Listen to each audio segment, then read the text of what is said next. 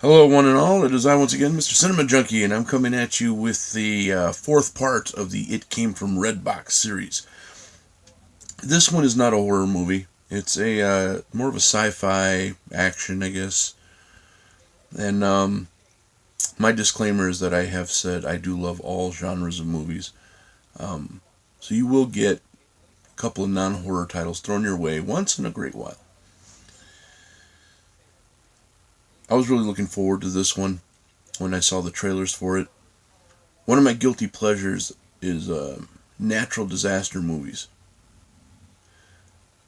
One of my favorites for a while was Twister. When I first saw that movie, I thought it was excellent. Then after like the fourth or fifth time I saw it, I was like, this movie's kind of stupid. I love the effects. I love the CGI that they used. I thought it was cool. But there were just some things about it that just really stood out like a sore thumb, and I didn't really notice it the first time around. Like driving through the house, or the whole left, right scene when things were falling out of the sky. It was way too organized. The worst part for me really was when they were on that farm, and they tie themselves to a pole that's in the ground. They lash themselves to a pole, and this F5 tornado goes right over them. She actually looks up inside the tornado and sees the open sky, and she's just amazed by this, and we're all amazed by it because we're looking inside a tornado, right? But nobody ever stopped to consider that she did not get one speck of dust in her eye, let alone get pulled up by this powerful ass tornado that could probably rip a building out of the ground. And she didn't get cut in half by that thin leather strap. And even if all that was possible, remember there was a barn full of tools and metal. Something should have hit him. Something. But not even dirt in the eye. Eyes wide open. I can't walk out of my house without a little gust of wind kicking up sand. I'm like, jeez, what the hell? Then later there was, I forgot the name of it, but it was another tornado movie. And that one was cool for a while too, but they had to put in the yokels in there that were like amateur storm chasers, and it became goofy, you know what I mean? I think the worst offender of all those types of movies was 2012. 2012 was just too many close calls. I halfway expected them to start using some Plan 9 from Outer Space lines. Like, that was too close. That was like the worst offender. But the movie I'm talking about today is one called GEOSTORM.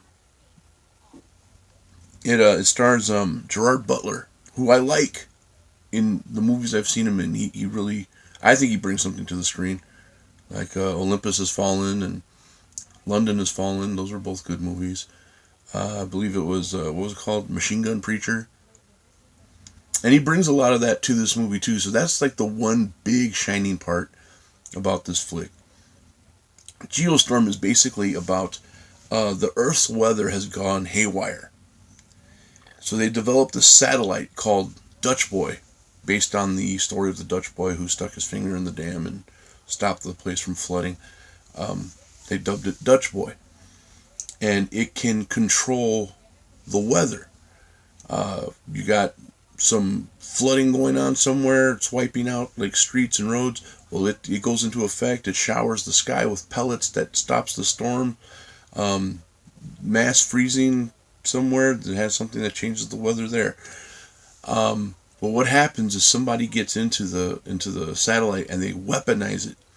Now they're controlling weather to destroy people, and they want to cover it up as as like a glitch in the satellite, without giving away that anyone's up to no good. Gerard Butler plays the guy who created Dutch Boy. So at first he's fired from the project. He gets let go from the project, but then they have to bring him back because of the glitch, because of the problems they're having. They send him up to the satellite. He starts going through it, and right away you get your your stereotypical characters like the Brit who doesn't like Americans and so on and so forth. And little by little, I started to see some like political angles being slipped into the movie. That's kind of a big no-no for me. I get that a lot of movies get made with some kind of like a social commentary, or it addresses some current state of affairs that we're in the world right now, and it kind of brings those things to light. I get it, but then sometimes it takes on a whole other thing where it's kind of like a personal agenda, and I'll explain more of that later. But that's one of the big strikes against the movie. There's other stuff too. My thing is, I wish they would just make a natural disaster movie that doesn't get like cornballish. It seems like more and more they start to get kind of like not so much goofy, but like they come with the one-liners and the kind of that kind of thing, like nudge nudge wink wink kind of thing. Like for example, okay, there's the scene where they decide they need to reboot the satellite, kind of alt control delete the damn thing, and get it rebooted. But as they're loading the satellites, loading the shuttles to evacuate everybody, Gerard Butler says, well, it has to be done manually, so I'm going to stay behind. And the self-destruct mode can't be reversed, so basically he's sacrificing himself to reboot the satellite. And the scientist says, well, I'm staying with you. It's a little lady from Germany. Says, I'm staying with you. And he's like, no, you gotta go, get out of here. And then, so he finds himself in this harrowing ordeal, and then she shows up out of nowhere in a suit. Need a hand? And it was kind of like, act like there's something going on that's harrowing. Act like you are in some imminent danger. Grab him and say, let's get the fuck out of here. So, not need a hand? Like, stupid. It would rub me the wrong way. Okay, that one scene did. But there are other scenes. Like I said, they're trying to weaponize this thing and make it look like a glitch. So, yeah, it's nobody's fault. The satellite is just messing up. It's causing like temperatures that freeze people instantly. It's causing tidal waves in the middle of the desert, tornadoes in India, and it's all like, it can all be attributed to the weather due to the satellite. But there's one part where a straight up like a laser is being shot from the satellite down to the surface of the earth. Now that to me it's like, I know they're trying to make it look like a glitch, but they were trying to be kind of suave about it and say, it's making the weather happen. And of course, all these weather patterns kind of are real close to melding together. And they say it's like a chain reaction where one storm creates another storm, another storm, another storm, non-stop. And that's what it's called, a geostorm.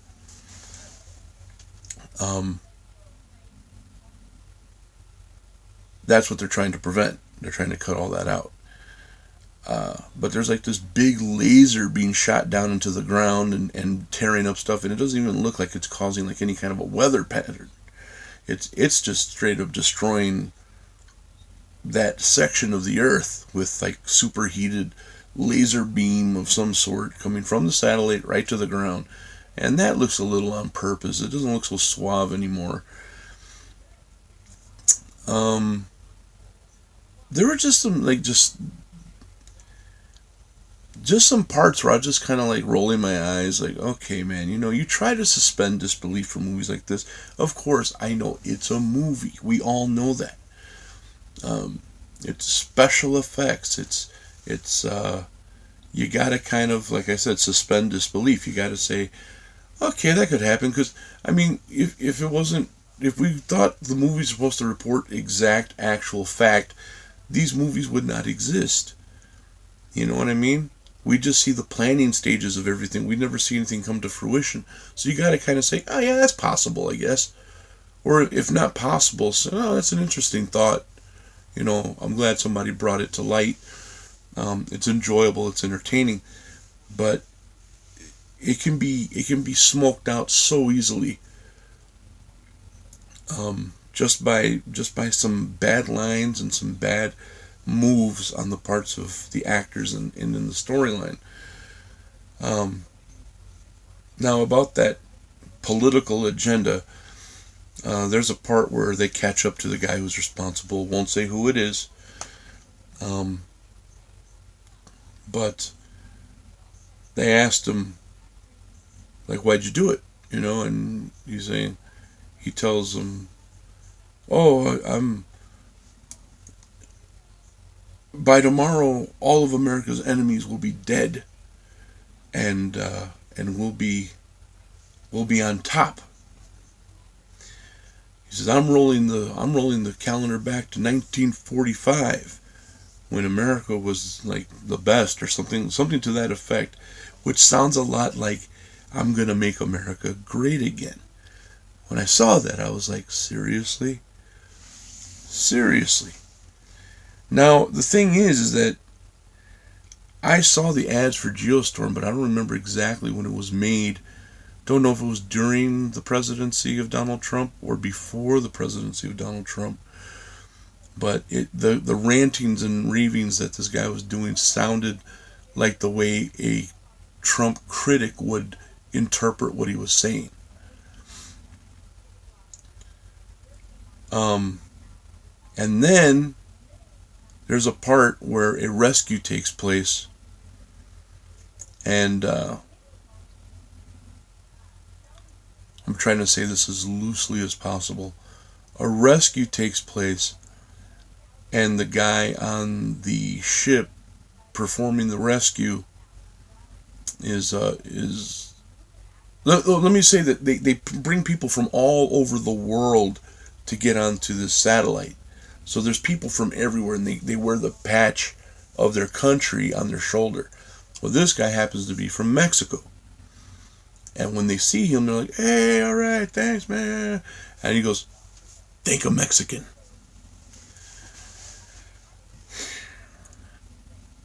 Here's the thing.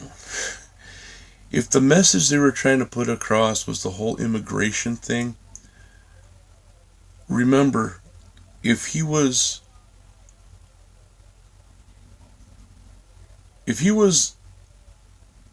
a legal immigrant in America, he'd be wearing an American patch. If he was an illegal immigrant in America and somehow slipped through the cracks and became a rocket scientist of sorts, he'd still be wearing an American patch. So basically, the Mexican flag, Mexican patch that he's wearing tells me he's from Mexico. He was never in, but you could tell that was put in there just as a thing about immigration. And it was a cheap shot, and I thought it was so unnecessary. Like I said, I don't watch my movies for political drive or political reasons, and I don't watch them for social commentary. That's kind of like my turnoff to the movie, like Dawn of the Dead, the original one. There were some parts in there that I thought were completely throwaway and didn't need to be in there, and people would always argue me with it, saying, oh, that was George Romero's social commentary about consumerism. And like, I don't give a fuck what it was about, man. It was unnecessary. I don't care. Can't it just be a bunch of people found a mall to hole up in, and then they show the zombies walking around the mall, and that's supposed to be like synonymous with consumerism and people shopping, like walking around malls like zombies. Great. It went over my head when I first saw it, but then there were parts like the pie fight scene and stuff like that. I was kind of like, it's kind of stupid. People said, no, you don't understand. See, I know you don't understand. I watch my movies to be entertained, not to be preached at or talked to or try to be conformed in some way. So, sorry about the rant. So, GEOSTORM. I really wanted to like this movie. When I saw the commercials for it and the trailers for it, I said to myself, this is going to be really good. And I lied to myself. Not on purpose. I really wanted to like this movie. Um, the effects were cool to an extent.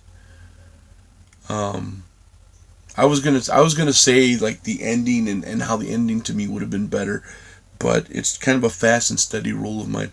I don't give away endings to movies, even when I'm asked to give them away. When someone says I'm not even gonna watch the movie anyway. Well, if someone tells me they're not gonna watch the movie, then yeah, chances are I'll tell them what happened. But if they say yeah, I'll watch it later, but go ahead and tell me, I don't care. I like to hear the ending. I'm like, nope, nope. You gotta see it for yourself, man. Of all the wrongdoings on places like Facebook and social media, spoilers to me are an unforgivable sin. There's no need for that. People think it's cute and funny to give away a key point to a movie. I do not. I do not share that humor at all. I don't find anything funny about it. You got to enjoy that movie and you got to enjoy the little twist, and now you want to go out and ruin it for everybody else. It's like showing up at a birthday party and you got a nice big piece of cake and then you shit on the rest of the cake, so everybody else has to deal with that. It's bullshit. I don't buy into that. Rant number 2. But yeah, GEOSTORM. I really wanted to like this movie, and with all the parts that I could say were done right, it garners a total score of like 4. I was gonna go 3, but I thought 3 was a little mean and a little petty. But 4 gets the point across very well. We all know that 4 is it's a high-low ranking for me. Like I said, the only real saving grace of this movie was Gerard Butler. I won't give away the ending, but I will say that for me personally, the ending was kind of corny and sappy, and I could have done with something a little more poignant, a little more solid, a little more committed. I'll say that. So, if you're willing to roll the bones and see this movie, I'd like to hear what you think about it. If you've already seen this movie, please comment below. Let me know what you thought of it. But that's my official standing on GEOSTORM. It gets a 4. 1, 2, 3, 4. So there you have it, guys. That's part 4 for you in the grand scheme of things. I'm just now realizing I gave Jigsaw an 8, and it was part 8, and I gave GEOSTORM, it was part 8 in the series basically, and I just gave GEOSTORM a 4, and it's the 4th part of the REDBOX series. Maybe there's something subliminal, I don't know, but yeah, I'm gonna stick with a 4. I think 3 is just really taking some unnecessary jabs at it, but I couldn't bring myself to give it a 5. 4 is fair, it really is. I'll go as far as to say it was at least worth the $1.50 that I spent on it at the REDBOX. If I had bought this movie sight unseen and brought it, I would have been so pissed off. If I would have paid anything more than $15 for this movie, no, I take that back. If I'd have paid more than $10 for this movie in a Blu-ray, I'd have been upset. I'd been like, man, I could have really used that $10. Yeah, I'm not a fan of the movie. I saw it. That's it. It's done. I hope Gerard Butler does a better movie next time. He deserves better movies. So there you have it, guys. Thanks for watching. Sorry for the rants. Sorry if I rambled a little too much. Sorry for the throat. It's a little dry. And the hair. The Scutchymunga hair. I am completely out of hair product. And I've been getting by on whatever I could find. And it hasn't been pretty at all. So I even lost my one hair tie that I had. So that's why it's down now. So yeah, that's it for now, guys. I'll be back with the 5th and final part of this little series. But there'll be more REDBOX rentals. I just figured I'd do like at least 5 in a row because, like I said, it's been a while since I've done anything on this channel. So I want to catch up a little bit. I've got some Netflix titles that I've watched recently as well. I'll be talking about those after I finish this series. So until then, guys, thanks. I'll be seeing you real soon. Fifth movie is halfway watched, so it shouldn't be too long before I do a little review on that one. Thanks, everyone. I'll talk to you all again real soon. You're all appreciated. Take care.